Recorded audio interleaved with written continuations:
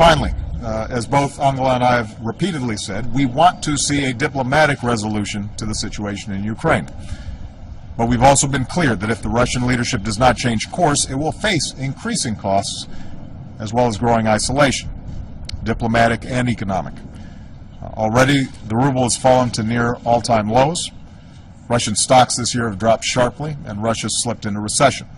Investors are fleeing, and it's estimated that $100 billion in investment will exit Russia this year. Russian companies are finding it hard to access the capital they need, and Russia's credit rating has been downgraded to just above junk status. In short, Russia's actions in Ukraine are making an already weak Russian economy even weaker. Moreover, if Russia continues on its current course, we have a range of tools at our disposal, including sanctions that would target certain sectors of the Russian economy. And we've been consulting closely with our European and G7 partners, and we're stepping up our planning. Angela and I continued these consultations today. The Russian leadership must know that if it continues to destabilize eastern Ukraine and disrupt this month's presidential election, we will move quickly on additional steps, including further sanctions that will impose greater costs. But that is a choice facing the Russian leadership.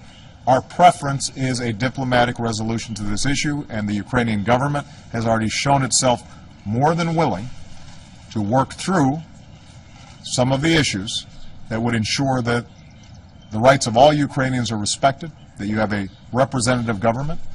They've shown themselves willing to discuss amendments to their constitution that devolve power to a local level.